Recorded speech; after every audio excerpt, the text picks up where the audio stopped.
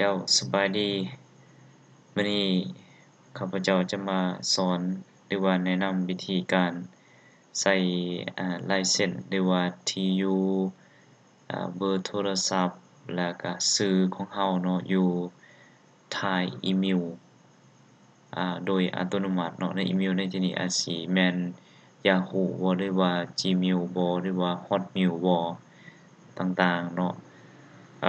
แต่ว่ามื้อนี้ข้าพเจ้าจะมาสอนอ่าใส่ลายเซ็นหรือว่าชื่อที่อยู่ต่างๆที่กล่าวมาแล้วนั้น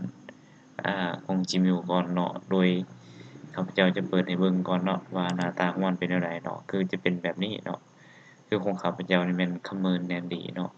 อีเมล address นี่ก็แม่นอันนี้เนาะเวลาเราเขียนแล้วก็มี dear แล้วก็มีใส่คอนเทนต์เนื้อในต่างๆแล้วก็มี request แล้วก็เหมือนแล้วก็โดยตัวนี้นี่มันจะขึ้นมาโดยอัตโนมัติเนาะอันนี้แม่นอีเมลอยู่ใน Yahoo เนาะที่ข้าพเจ้าส่งมาแต่ทาง Gmail เนาะมาเบิ่งว่ามันได้ผลบ่ก็ถือว่าได้ผลดีเนาะฉะนั้นแล้วข้าพเจ้าที่จะเริ่มก็คือแม่นตัวที่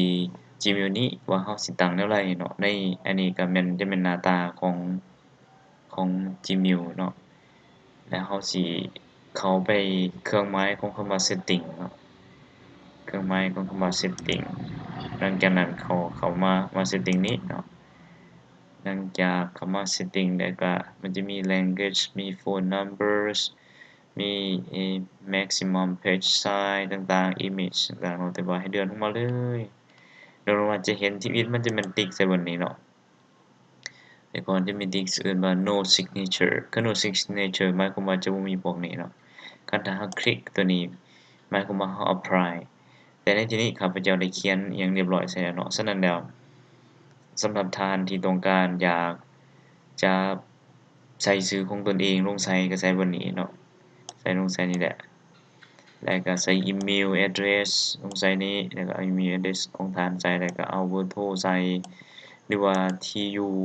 อาจจะเป็นบ้านเมืองแขวงหรือว่าอาจจะเป็น Facebook ต่างๆที่สามารถเฮ็ดให้คนอื่นสามารถติดต่อได้สะดวกในการประสานงานต่างๆเนาะหลังจากที่เรียบร้อยเบิดแล้วเนาะก็เลื่อนลงมาเลยเลื่อนลงมาแล้วให้คลิกคำว่า save อยู่นี่เนาะคลิกคำว่า save อยู่นี่ก็ถือว่าเรียบร้อยเนาะก็ลองปฏิบัติเบิ่งเนาะบางเทื่อก็สิอาจได้ผลเนาะลองเบิ่งเนาะ